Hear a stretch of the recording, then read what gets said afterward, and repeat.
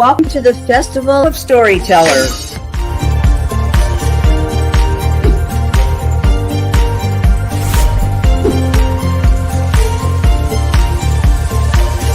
I thank everybody that's involved with this process because we know writers need readers and writers need publishers.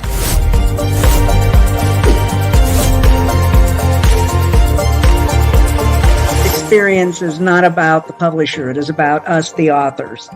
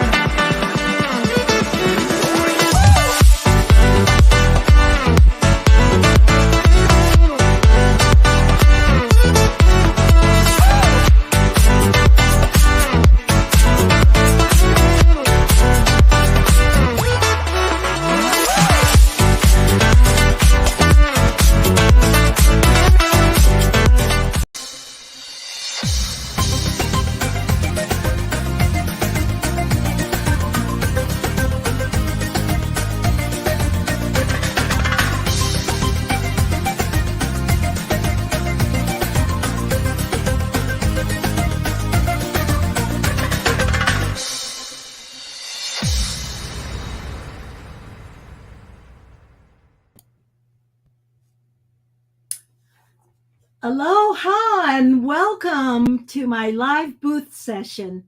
My name is Dr. Theresa and I am a pediatrician. I have been in private practice here in Hawaii for this year will be 40 years, and I'm so happy you're able to spend a little time with me.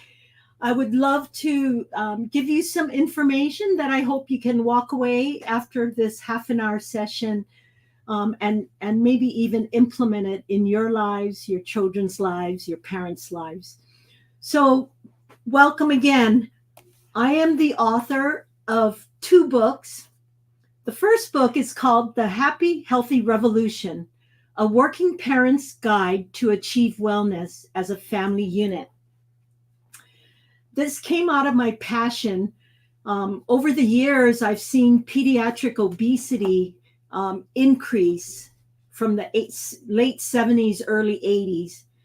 Right now, the Surgeon General has declared obesity as the #1 health crisis in America. My passion was to somehow look at my obese patients and gather the entire family and talk to them about how they could improve one step at a time. The second book that I wrote, which was an afterthought, when COVID happened in 2020, we were shutting down in Hawaii. I wanted to keep in touch with my family, friends, loved ones, and definitely my patients. And with my knowledge of being a pediatrician, as well as raising 4 children, I wanted to share with people practical tips that would also help them cope with this just unbelievable shutdown during the pandemic. So today, what I wanted to talk about, yesterday I talked about good sleep for good health. Today, the topic I wanted to talk about was nutrition and wellness. Next slide, please.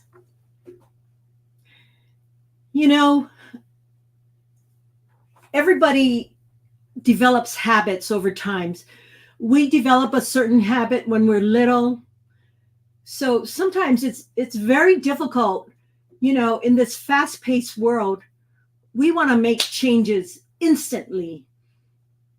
And if it's not instant, then we're going to just forget about it. But I can tell you that if we worked our way into a bad lifestyle, we can work our way out of it. And again, it's just taking that first step. There's that Chinese proverb, a journey of 1,000 miles begins with that single step. I love this saying, those who think they have no time for healthy eating will sooner or later have to find time for illness. Okay, next slide, please. I wanted to share with you, this was something that my dad was telling me, and I've always remembered it. I call it the 3 C's for the rule of life. You know, we all have choices. We come to a fork in the road and we have to decide right or left. So we have to be bold and make a choice and take a chance. You know, we got to put all our fears aside and we have to say, you know what? In my opinion, this is going to be the best choice. And we have to put that fear aside and see what new adventure we'll find. Because if we don't take that chance, our lives will never change. Next slide, please. So what I want to talk to you about, I want you to look at the food that you're eating really as medicine. Because when you think about it, the quality of our food is going to be integrated in our bodies and it's going to give us energy. And I see so many people, you know, like, I feel so tired. I'm chronically fatigued and, you know, and then they're eating junks and what can I say? So again, you know, there's so many benefits for healthy eating, and especially as a pediatrician, I'm trying to mentor my parents, my young parents, saying, parents, the most precious gift you can give your children is teaching them lifelong habits of healthy eating. Because then it's a no-brainer. That is what that's what they learned from the beginning. Now, for those of us who already have some bad habits, I always talk to parents about plan your meals. Otherwise, we're going to default to the junk foods. Now, one of the things I just want to throw in there, because I don't have an hour to talk with you, but ultra-processed foods. Right now, 60% of the food, when you go into a grocery store, ultra-processed food. So ultra-processed foods means that there may be 5 or more ingredients added into this. It could be, you know, the bad fats, the sugar, the salt, preservatives, chemicals. So when you see like a whole list of things, ultra processed foods, and you can just go to Costco or Sam's Club, you know, all of the, the pizza pockets and, you know, all of these things, all preservatives. So, but it's hard because in our society now, we are surrounded with ultra processed foods. Next slide, please. Now, I want to give you a little historical background because the food pyramid from 1992 to about 2005 from the USDA, it showed that we should all be eating like a whole bunch of carbs at that bottom of that pyramid. And this is totally wrong. A lot of the influence from our government, if you really look back in the 70s or so, Nabisco, Kellogg's, breakfast cereals, they had a big influence. And so, you know, a lot of people were talking about how you know, eating red meat was bad, eating butter, fats, those were bad. So now we had to switch over to more carbs. But let me show you the new model. Next slide, please. myplate.gov. This is the current thinking of my plate. If you look at that plate, half your plate should have fruits and veggies. Always have a little protein and a little whole grain, and possibly milk. So this is what we're now talking about, is really eating a rainbow of vegetables and fruits at each meal. I tell people, if you want to make a decision to get healthier, we have to focus on not, I need to lose 10 pounds and then I'll go back to my regular eating. Let's just start taking baby steps to getting healthier. How about if we not eat that 2 Oreo cookies or 5 Oreo cookies and instead have half an apple? Now, I could go into a little more detail, but there's more and more studies. I'll just mention that they talk about hormones and how hormones really kind of help us store fat or use fat. And one of the things that, and I will get into intermittent fasting I believe next week, Friday, I'll be talking about that, but how intermittent fasting can be the solution to losing visceral fat, losing weight, and really reversing obesity, reversing diabetes. But that's for another talk next week. Next slide, please. Now, I do think that all of us know, what's better, whole fruits and vegetables. Should I pick an apple or should I pick a bag of Cheetos? I mean, you don't have to be a doctor to know which one is healthier. And knowledge is power. And with the New Year we're still in January. How many of you have kept your New Year's resolutions? But if we don't move into action, all of this knowledge you're getting is not going to do anything to you. So really, what I'm trying to really emphasize today is let's really think about where we're at. What small little step can we take to move forward? I just saw something flash on my screen about soups. Do you know, I do something called Cook with a Doc, but I just love cooking soups.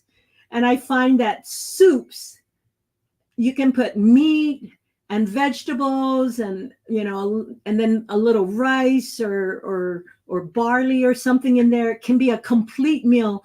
It fills you up. That bone broth has a lot of calcium. I think we need to go back to my grandparents from China. They would make big pots of soup for the entire family. They lived with us. And even to this day, I like to go back to soup. So soups are a great suggestion. Someone said, a home farm. I think if we can learn how to do a small garden, whether you live in a condo apartment, grow your own herbs and spices. I think get your kids involved. With my 4 children, we used to grow cherry tomatoes and they'd go out and pick them. And to this day, they're doing that with their children. And I think just being so proud of, your vegetables are fresh, green onions, parsley. My husband right now does sprouts. He does alfalfa sprouts. So we constantly have an ongoing. So yes, definitely. One of the slides that I don't have here is talking about sugar sweetened beverages. And I don't know if any of you know, but currently sugar sweetened beverages, and this includes 100% fruit juices, Capri Sun, Gatorade, sodas, Lipton iced tea, Arizona green tea.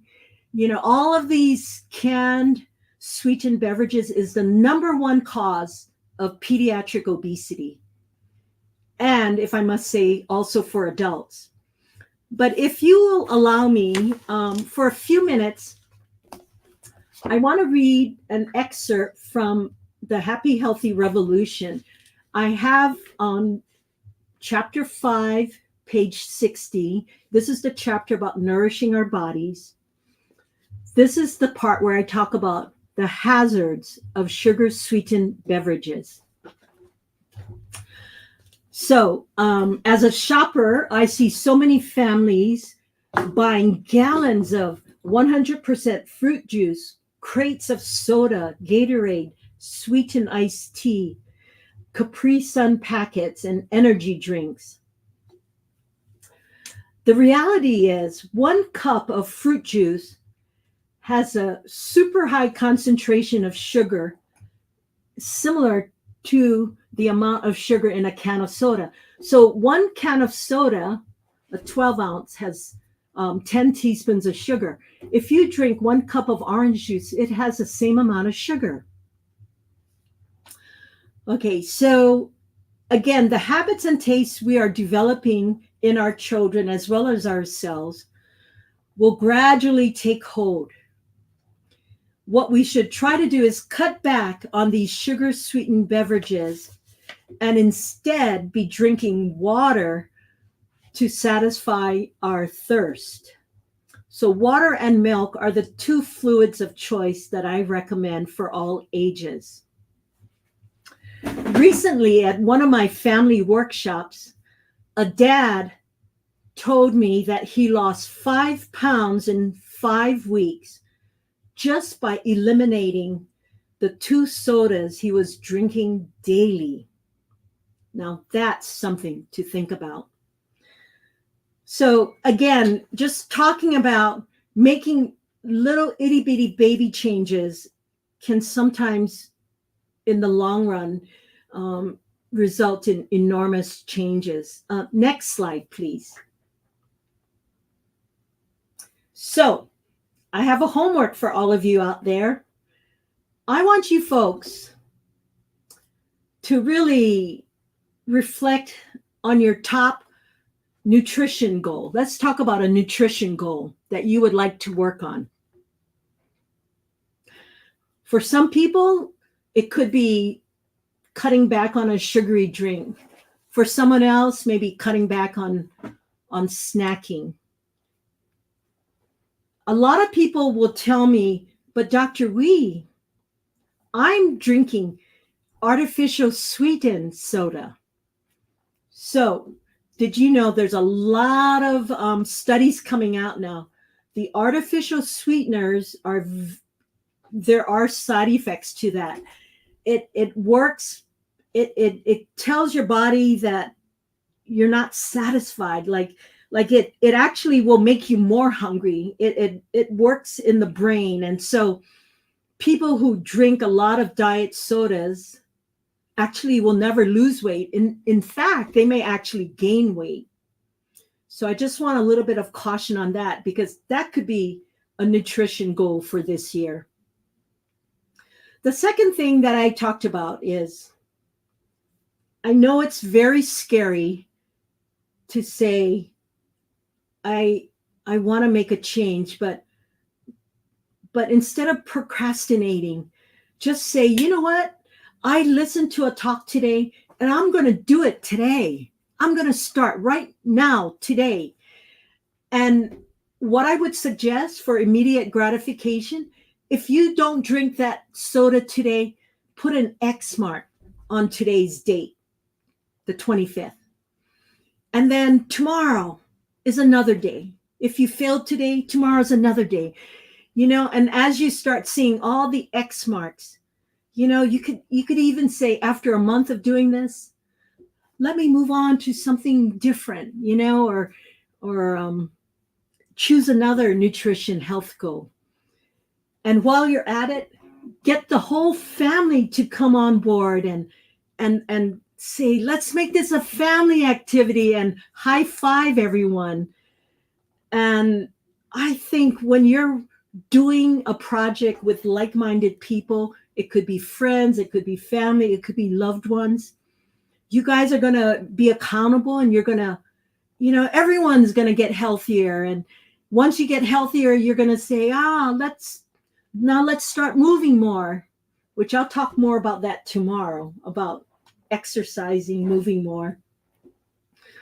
But that's what I want all of you to really think about today. Next slide. I think this is my last one. What I want to leave all of you with is, wherever you're at, if you're 10 pounds overweight, if you're 100 pounds overweight, wherever you are, it's never too late. I truly believe your health is your greatest wealth. My husband's a financial advisor, and we're always talking about, money's important, but really, when you get down to it, you could have all the money in the world, but if you don't have your health, you will not lead that full quality life that I think we all strive for. And again, to end this talk, when your diet is wrong, medicine is of no use. When your diet is correct, you have no need for medicine. Now, tomorrow, I'm going to be talking about movement, exercise. February is considered Heart Health Month. So just want to put a little shout out for more movement. But I wanted to remind all of you out there, thank you again for joining me. I'm doing these live booth sessions. I'll be here tomorrow, and then next week I'll be doing it Monday, Wednesday, Thursday, Friday. As I mentioned, next week, Friday, I want to just touch on something that's revolutionizing the medical world. It's called intermittent fasting. Also, if you are interested, I'm a moderator for a roundtable discussion, and that will be occurring on Friday, February 2nd, 2024, from 1:30 to 2:30 p.m. Eastern Standard Time, along with 8 other authors. And I think it should be extremely interesting and informative. And again, finally, I will be interviewed as author of the hour this Saturday, January 27th, and that will be 6:30 to 7:30 Eastern Standard Time. So just as a concluding, someone said, I can't wait for you to talk about intermittent fasting. I'm so excited about that too. And maybe I should do 2 sessions on it, because people have so much interest in this. For myself, it has been a godsend for me. I turned 70 this year, and over the last maybe 10 or 15 years, my blood pressure and cholesterol was slowly going up. My weight stayed the same, but my doctor kept saying, if you just lose 5 or 10 pounds, maybe that'll make a difference. I could not move. But I'll show you a book. This is the Bible. The person is called Jason Fung, and he wrote the Obesity Code and the Diabetes Code. He's kind of like termed the father of intermittent fasting. He did this 25 years ago. But there's so much information about intermittent fasting, and maybe I will take 2 sessions, Thursday and Friday, to talk about this, because when my husband and I finally started doing intermittent fasting, I would say maybe it's actually coming up to 2 years. It was an amazing result. Like we lost, both of us, over the 2 years, and have kept it off, about 20 pounds, me 20 pounds, for him 25 pounds. I've been able to get off my cholesterol medicine, my high blood pressure medicine. I have more energy. And the only thing I did is I skipped breakfast. So I just want everyone to know that sometimes a situation looks extremely hopeless, but as Tamara said, there's always hope. There's always a chance. We need to get encouraged, and we need to be more positive. I turn on the television and sometimes I get so depressed. So, we just have to keep looking ahead and say, okay, we can do this. Together we can do this. And, recruit your family members, talk to them about what you learned today. I would love for you to come and visit me again tomorrow. I'm going to start talking about movement. When I talk to kids, I always tell them, hey, mom and dad, chores are considered movement. I would tell my children that. They grumble, but my 4 children are in their 30s, and all 4 of them are extremely healthy and great eaters. Although I had to listen to a lot of that grumbling, moaning, and groaning. But I hope all of you enjoyed this today. I want you to do your homework. Really sit down with your family tonight, turn off the screens and say, hey, guys, I heard this doctor talk about let's make a nutrition goal. Maybe the first place with your children would be to stop sugar-sweetened beverages. That would be just a suggestion, or just to cut back a little bit. Instead of having 1 cup of 100% fruit juice, just say, you know what?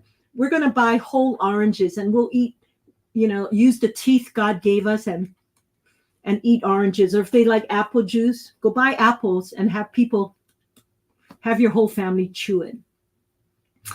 But anyway, thank you for your comments, and I look forward to seeing all of you tomorrow. And again, come with questions. I'll be here again, and if there's something you want to discuss, let me know. So aloha from Hawaii. Stay warm, all of you in cold country out there. I used to live in Ohio. I did my residency in Columbus, Ohio. For 6 years we lived in Ohio, and that cold is not fun. So all of you guys stay warm, and I hope to see all of you tomorrow. Thank you so much for joining me.